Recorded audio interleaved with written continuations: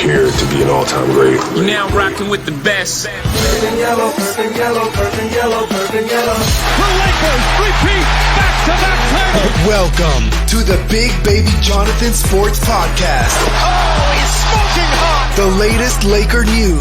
Another great Showtime feed. The greatest Lakers show. This is going to be legendary for a long time. This is the Big Baby Jonathan Sports Podcast. Lakers all day. Go Lakers!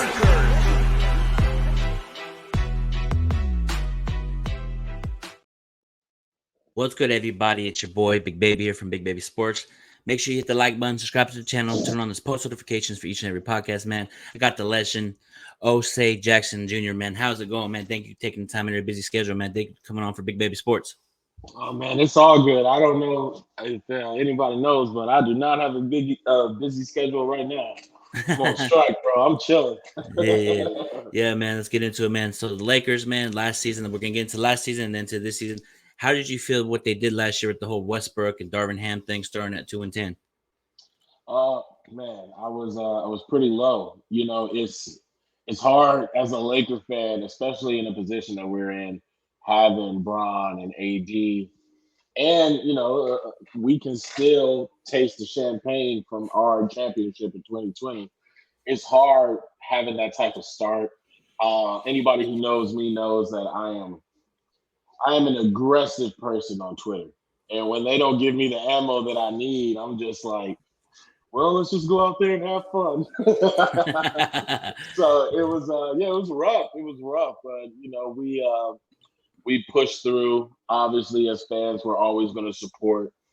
And then in Rob, we trust. At the trade deadline, he pulled moves that we needed.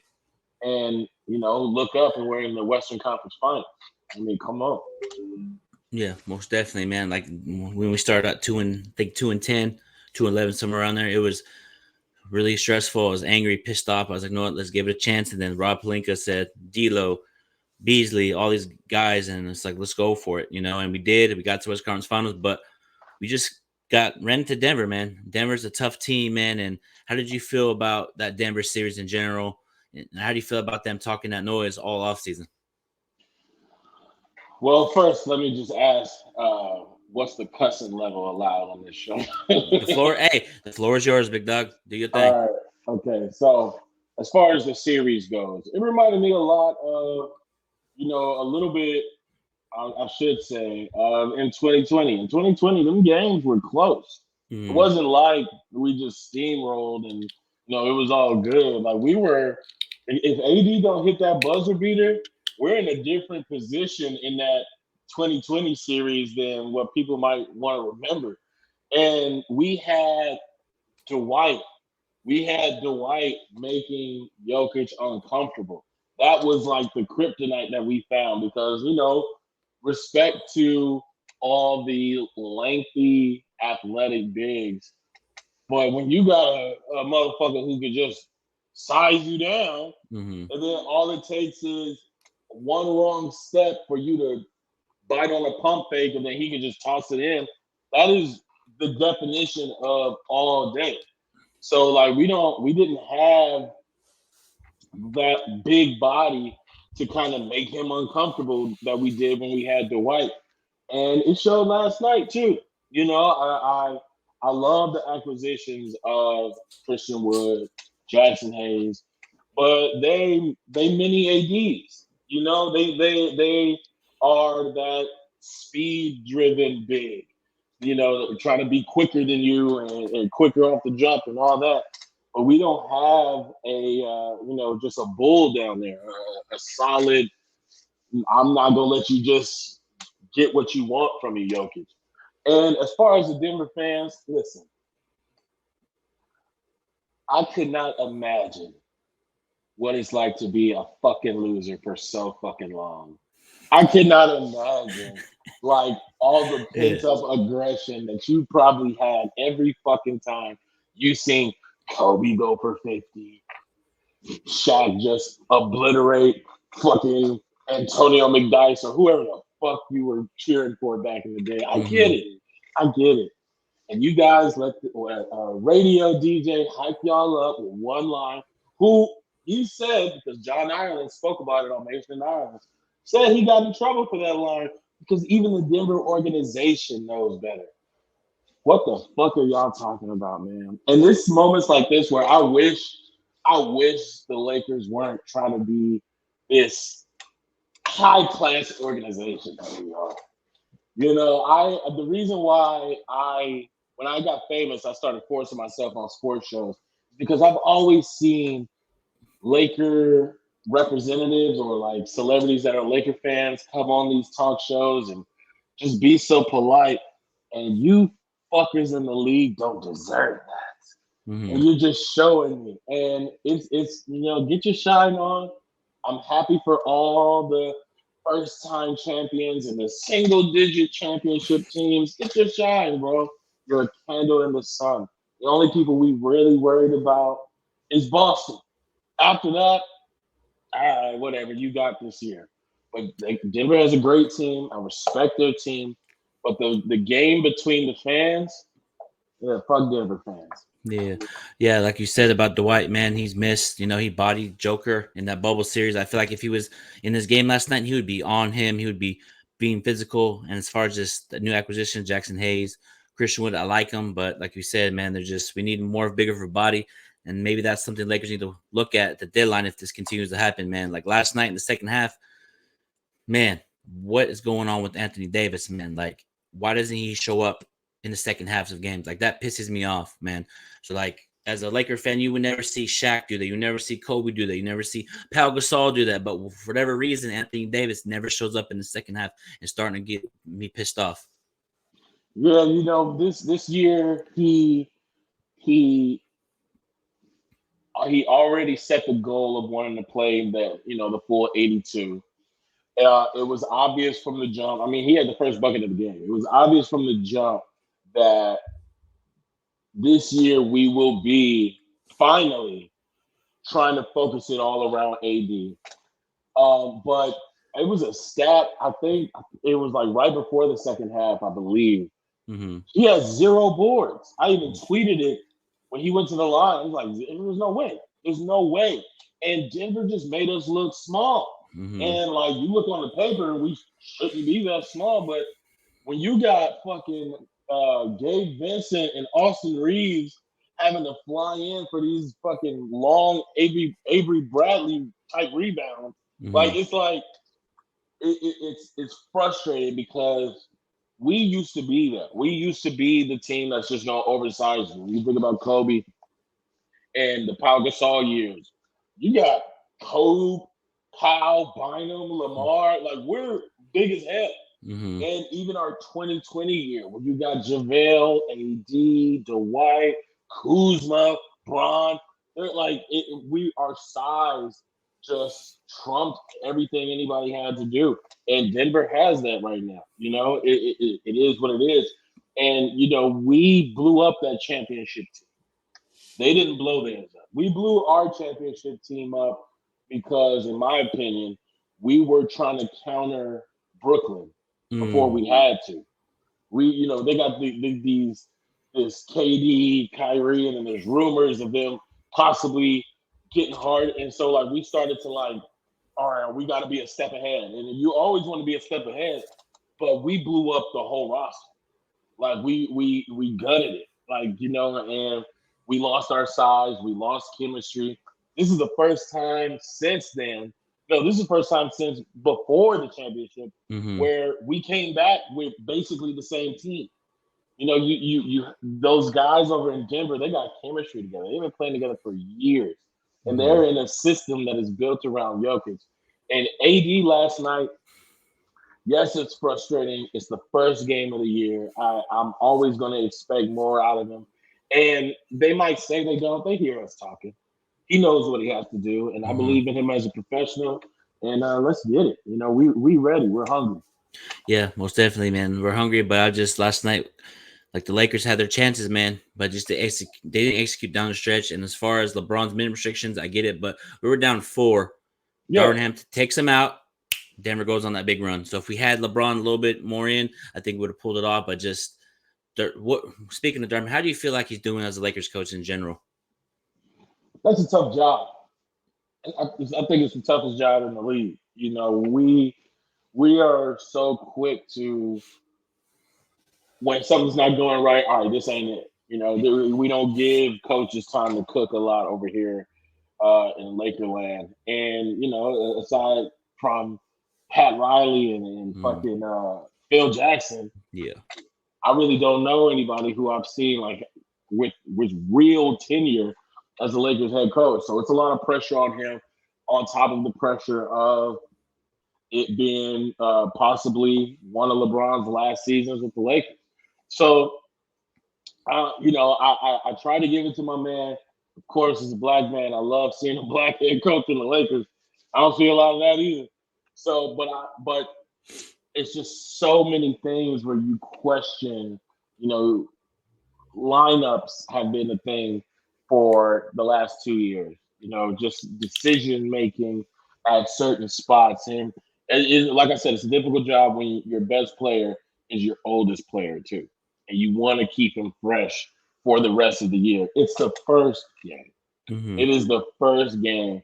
We got 81 more of these things to go, plus playoffs.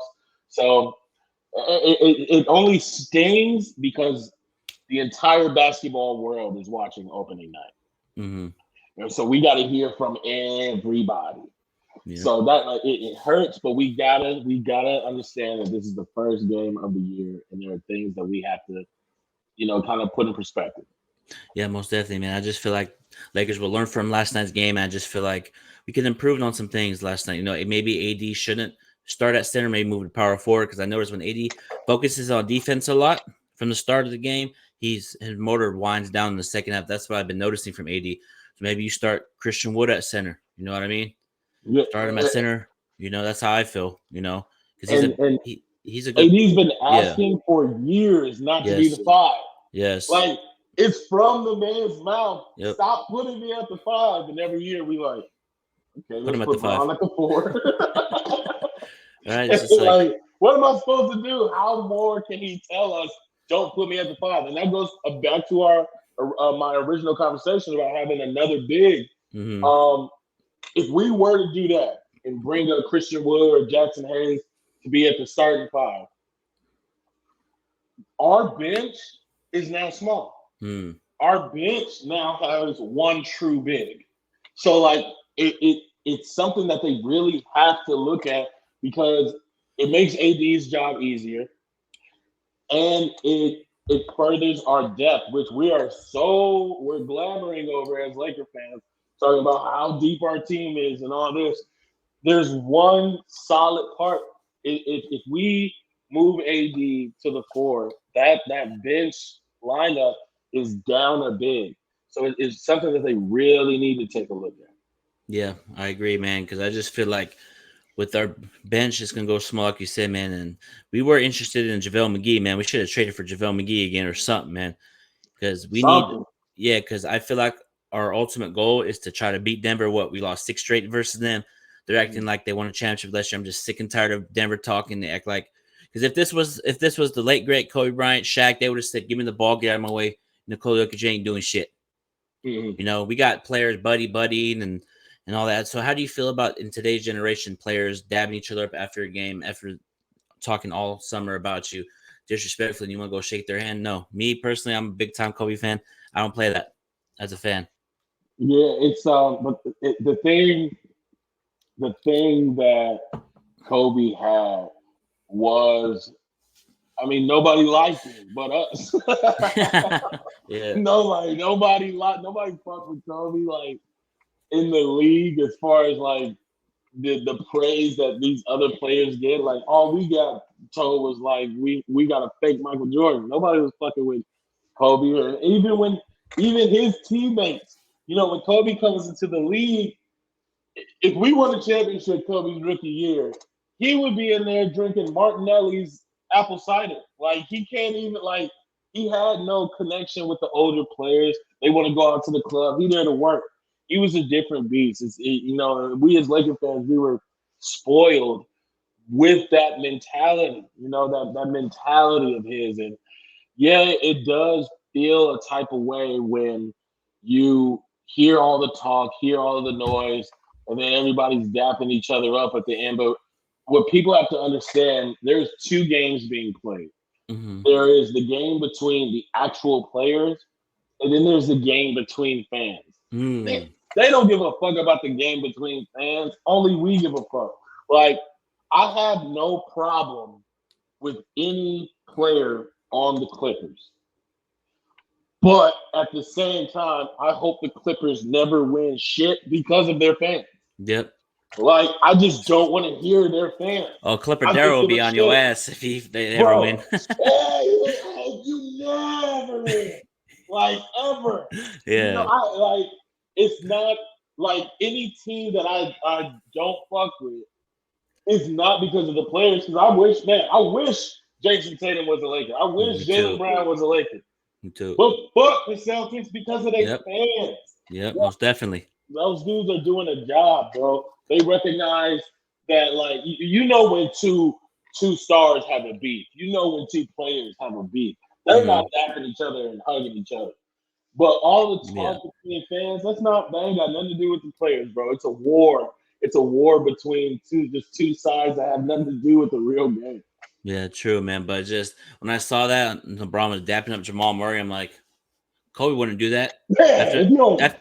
Kobe would be like, give me the ball, I'm scoring 50 on you. Like, I feel like, I'm going to keep it real, man. I feel like today's basketball generation, they just like the buddy. Like, there's no rule. Like, I'm not talking to you. It's a rival. Get away from me. You know, we don't see that in today's generation. That's all we see. Let's go out to get a drink, or let's go to the club, or let's go here. Let's have fun. No, you beat me 4-0. I don't want to go party with you. Get out of here. You know? That's how Kobe would take it. That's how probably Shaq would, Jordan. But man, just like KG, can you imagine KG? Yeah, KG too. Yeah, clapping and hugging something. Man, no, it's different, bro. It's a different time, different athlete, man. You know, but that war between fans, that's the cherry on top that pisses us off. If I watch the Lakers lose, I don't want to go on Twitter. It's people sitting at their home, like miles away, never met me in their life, that see that Lakers score and be like, kill this nigga right now. Like, man. Like, they see the Lakers lose and think, I gotta go shit on fans. Yep. And that is the game between fans. It's fun when you win, but it sucks when you lose. And it makes you mad at your team and mad how they reacting. But they're not gonna have the same emotions as us. Because when we lost last night, the Clipper fans were in my DMs, Warriors fans, even though they lost, just people talking. And I'm like, okay, I always tweet them back. They act tough when they up.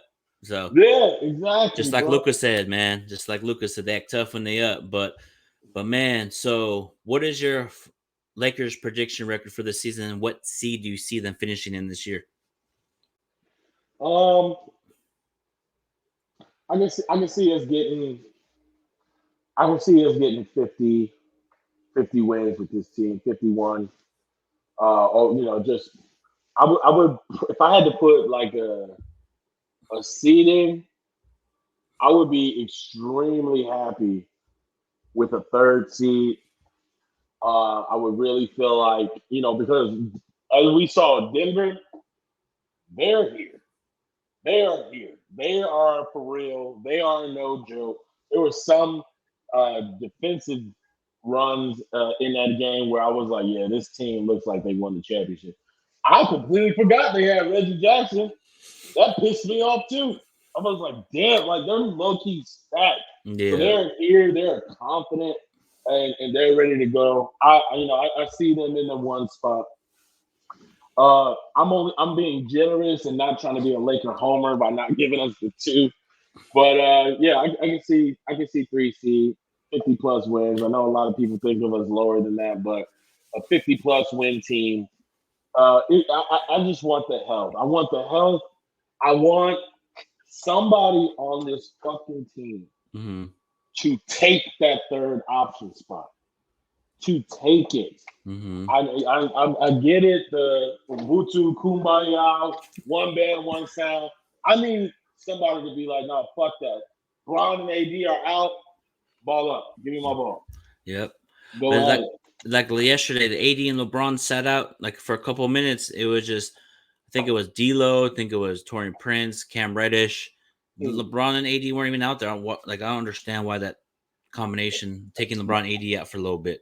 That's going to happen, and that was what made fuck them. But the 2008 Boston Celtics, when they showed, you could take two superstars out and keep Pearson, and that's still a good team. It's like that big three dynamic. That's where that really started popping, and that's not the type of basketball that the league is trying to run anymore. So there needs to be a guy, a role player who's like, no, fuck that. We gonna be all right. I need, just like how a cutthroat scorer, somebody who can get it done. Gabe Vincent is his first game. It's his first game, but we remember what he was in the finals. Like 20 over 20 points a game in the NBA finals. He has the ability. D'Lo, we really needed to be you. We really needed to be you. Torian Prince. Torian Prince. Thank you, bro. Thank you for your service last night. You did more than what I can ask of you, brother. Keep doing that, man. But it needs to happen. Obviously, we know Austin Reeves is our guy. But the thing about being a Laker is now people know your game now. Mm-hmm. People have circled, got your scouting report. They know what you want to do. They know what you don't like to do now because you're everywhere, bro. You're being broadcasted everywhere. So now you're a name now. People know. So how will you adapt? How will you switch it up to show that you're not one-dimensional and continue to be the Austin Reeves that we know, Captain America? Shout out AR-15. Yeah, most definitely, man. I just feel like this Laker team's going to – I feel like they're going to learn from – because we played tomorrow versus Phoenix, man, and that's going to be – interesting how KD, LeBron finally gonna play a regular season game versus each other. It's gonna be interesting, and AD should dominate. I think Nursif Nucic, or how do you say his name? Yeah. But just like we need to come out there tomorrow and just say, no, we tired of the fucking nose. Let's go out there and dominate. I think we need to have a signature win where we make a statement. But we'll see about tomorrow, and we'll see what about the rest of the season, man. I know a lot of Laker fans on Twitter are already saying trade D'Lo, trade LeBron. Stop it, guys. This is not 2K. Yeah, it's not. If we could, we would trade Jackson Hayes for Joel Embiid if it was 2K. Bro, it's like because I recently had Jeannie on my channel, and she was giving her all-time Rushmore Kobe moments. What is your all-time Mount Rushmore Kobe moments? Oh man, don't make me sad, bro. All right, shit. Okay, so obviously, I feel like everybody's got to have 81 on there. Mm-hmm. Everybody's got to have 62 3/4. I feel like those are just like when you see those happen, you're just like, what the fuck am I watching? Like, what are you on, bro? Like, who's got the controller right now? Right. But I was at the last two moments, I'll say, because I was at the 62 3/4. I didn't go to the 81 because it was a random Sunday against the Raptors. Yeah. Why the fuck? Like, I'm so pissed. Only my big brother went. He's the only one in the family that was at the game. Yeah. And he kills me. And so another one that I saw with my eyes, I remember the stress I felt. 2010 Game 7. Oh. Bro, you don't understand, like the pressure I put on myself as a fan. Yeah, I was like, dude, is Kobe gonna be the Laker who never beat the Celtics? Like they're gonna kill him. Skip Bayless is gonna destroy him. Like Chuck is gonna just annihilate him. I was like, please, God, please don't do this. Don't do this.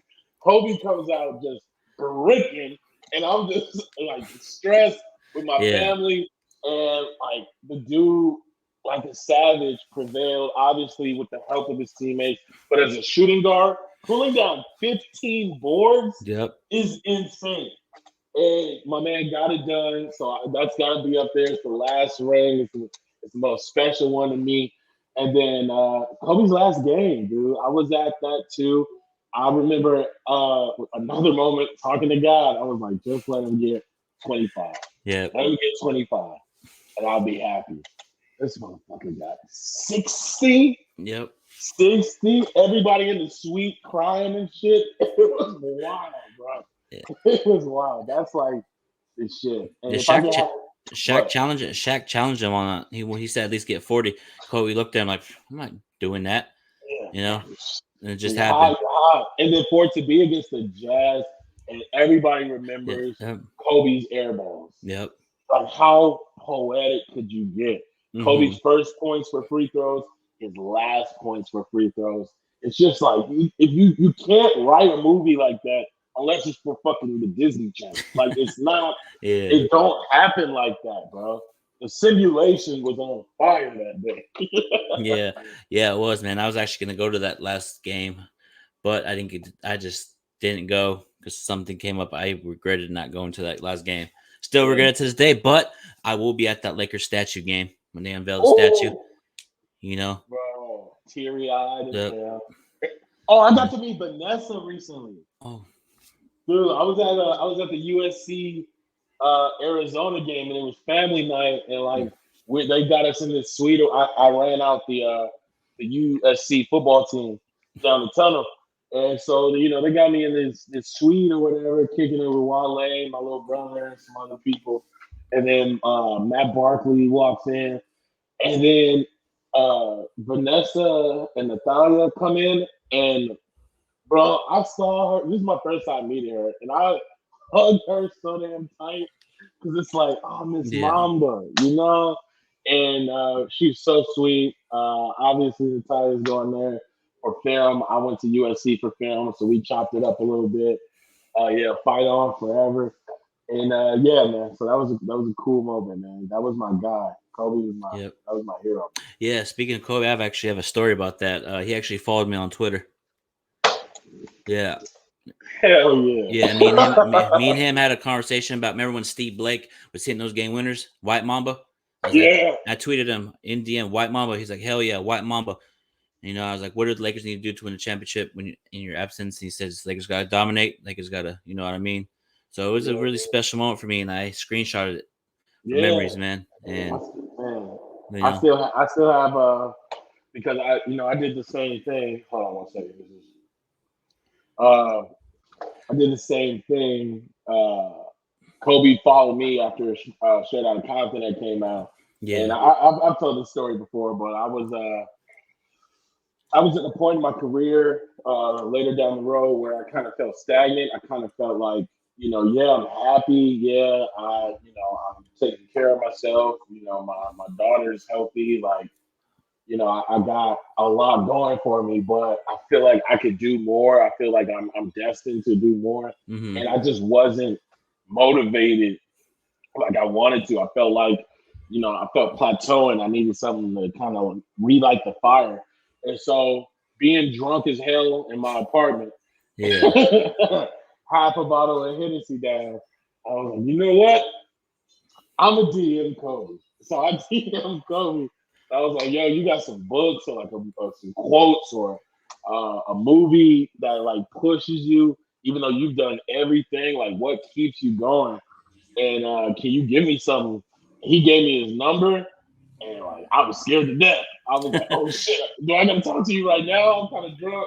He's probably gonna have you wake up at 4 a.m. Yeah, man. So like I saved it under GOAT, and probably 3 weeks, 2 weeks later, he called me, talked to me for about 25 minutes, just like giving me game. And, he told me that feeling of I haven't done shit, hold on to it.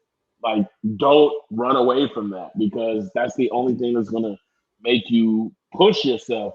And, I talked to him about how I paced through my house. He paced through his house. We talked about our dads, what it was like going in our father's footsteps. Mm-hmm. And 2 months later, 2 months after that phone conversation, we lost it. Mm. And so if I wasn't wasted and had that liquid courage, I would have never got to talk to my hero the way that I did. So it's those moments that like Yeah. it makes me so grateful for that dude. Yeah, man. Kobe's a legend, man. And that day when he gets his statue retired, even if I'm not watching the Laker game that night, I'm gonna be outside, probably doing some interviews, down there. So, it's like Kobe's one of the greatest basketball players and people on this earth, man. Yeah. He'll be missed tremendously, man. But I already know it. But he'll keep telling us, keep pushing forward, keep doing your thing, keep striving for greatness. That's what Kobe will probably tell us. If he was, mentality, bro. yep. If Kobe Bryant was on that Laker team last year, being down 0-3, he'd be like, "Yo, we're gonna fucking go through the Denver Nuggets. I don't give a fuck how we do it. We're just gonna keep going." That's the one thing I miss about Kobe when it comes to like basketball, because he doesn't take nights off. He doesn't shake people's hand. Like, he doesn't like baby people. He holds people accountable, and that's something I have an issue with about LeBron. Keeping it real, like, he just doesn't hold people accountable sometimes, man. It pisses me off, man. And speaking, I think that of LeBron, I think that, do you think he deserves a statue with the Lakers? man, hell yeah. Let me tell you something about me as a Laker fan. Number one, just to go back to what you just said about, LeBron is a little more chill than you would like him to be. That's what happens when you are a mature, older player in the league. He's been through that era of himself. So, he's still a beast, but he probably looks at it and just takes things a different way, as we all do once we mature. But he still got that killer in him. But we just think about how he used to kill our ass in Miami. Yeah. But as far as Bron getting a statue, let me tell you something, me. I am a Laker. Anything shiny, I feel like I deserve. And when you look at the fact that he got us a title, all right, Wilt Chamberlain got us one title, and his ass is hanging in the rafters. True. That's a good point. And That's a good LeBron point. been here longer than him. LeBron has been in the Lakers longer than Wilt. So, and after this season, I think he either ties or it's longer than any single stint he's had with a team. Like, it'll be either longer or just as long as his first Cleveland contract. So that gives us equal right to claim him as anybody. He broke the record in purple and gold. Everything he does after this is in purple and gold. So you're damn right. I had Magic Johnson, Shaquille O'Neal, Kobe Bryant, and LeBron, and Kareem. At one point in their careers, were all considered the best player in the league. How could I not claim LeBron James? Yeah. Maybe statue. Yeah, and also too, Pau Gasol has a jersey retired up there too. Yep. Wait, come on, bro. But Pau Gasol got two of them things. Yeah, he did. Yep. Got two of them things. Yeah. Bro. But yeah, man, Pau, man. Speaking of Pau, man, I like his game. I feel like he's up there as one of the best big men in LA history, man. For sure. That's how I feel, man. When he went from Memphis to Lakers, I think Kobe toughened his ass up. That's why I'm saying that in my show last night. I feel like if Kobe was here and he saw how Anthony Davis was playing, you would see a different Anthony Davis the next game. You could guarantee you that. Yeah. So it's just like when I see LeBron not yelling he'll yell at his players, but he'll do it in a way where it's not coming off as rude. He'll talk to them, but sometimes you gotta be on people's asses, man, and have them do better, man. But it is what it is at this point, Yeah, it's a Kobe has a presence about him, a kind of like a general, a little bit, kind of just like he demands your excellence more than I think Bron. Bron still wants you to be the best you. Yep. Bron will work with you to figure out how to get there. Kobe will demand it from you. Yeah, he would. He'll say it loud and clear, and he'll say it to your face. He ain't scared. Yeah. Kobe will piss you off to the point where you're like, "Fuck that! I got to show this asshole that I can play basketball." Yep, and that's LeBron what I miss, man. Man. Get there with you together.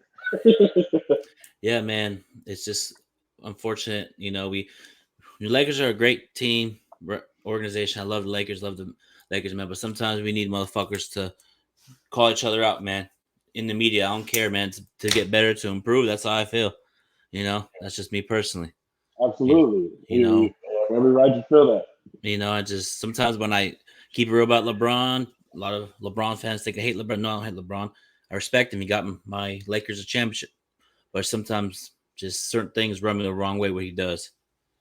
I mean, naturally, we like Laker fans. I'm gonna just speak for myself. I was a hater. I was too. Because when Bron came in the league, we're coming off 3 chips. Yep. And like they talking about this dude like he is the alpha, the omega, everything. And I'm like, bro, we're coming off 3 championships. Mm-hmm. Like you're already making him skip my guy.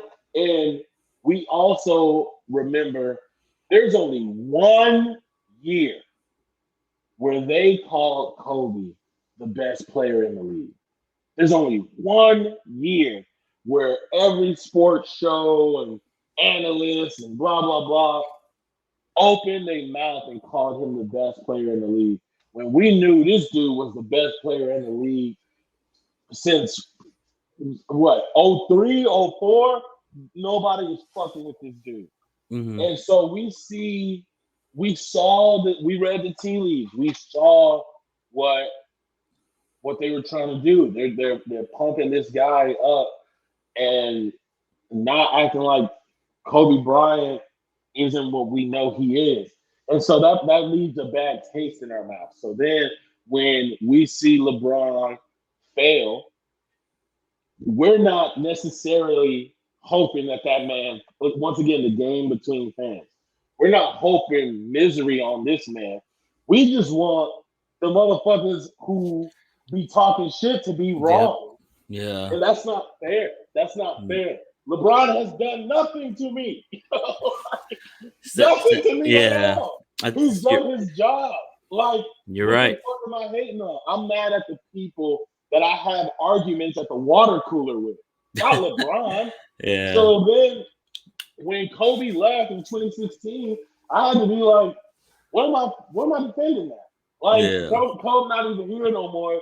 And I'm seeing this dude, Bron, in the finals every year. And this motherfucker is the truth. Like, he is the shit.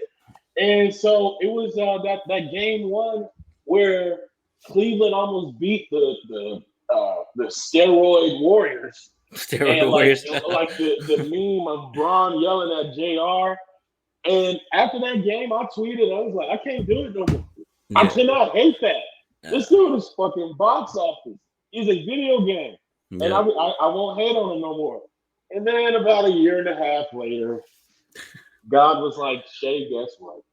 He's coming to the Lakers. Come to the Lakers, baby. Well, I was actually at work when it happened. Wojnarowski was like, Lakers signed LeBron to a 4-year deal. I'm like, what the hell? And I screamed. I was like, let's fucking go. Lakers are back. Yeah. The whole Lonzo's experiment and his dad talking and all that. And, and then we got AD.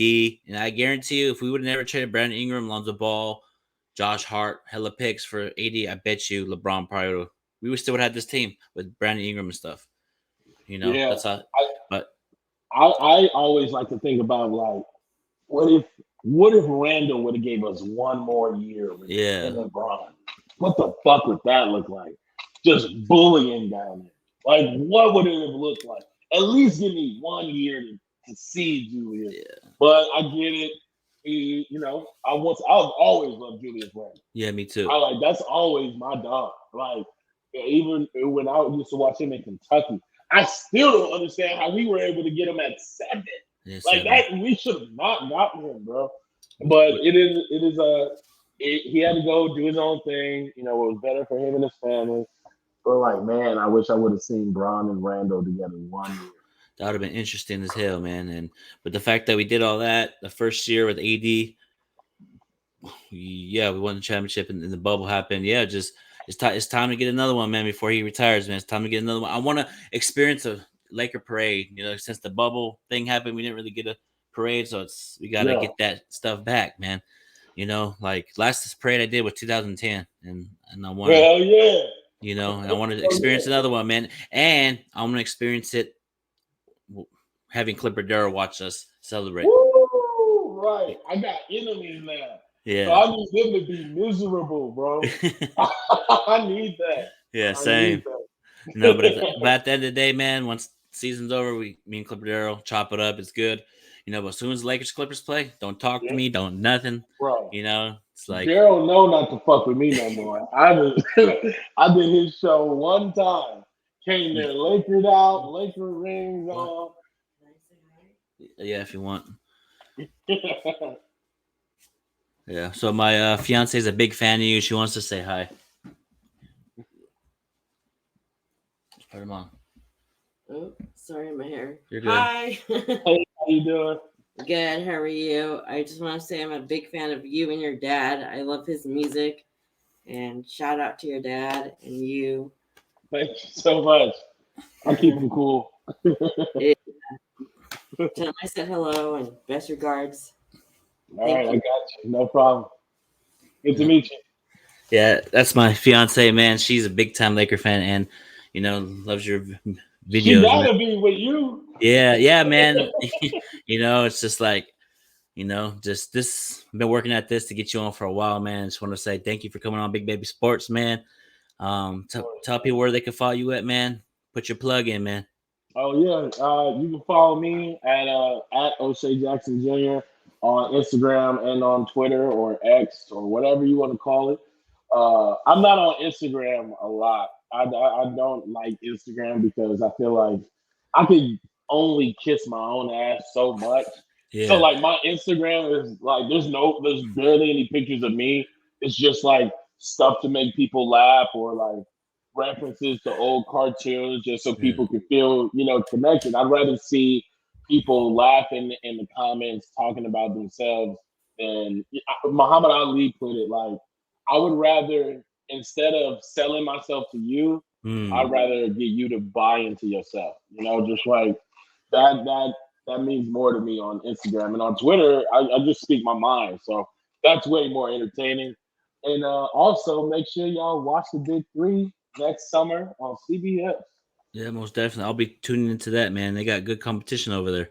Yes, sir. All right, man. You have a good night. All right, man. Have a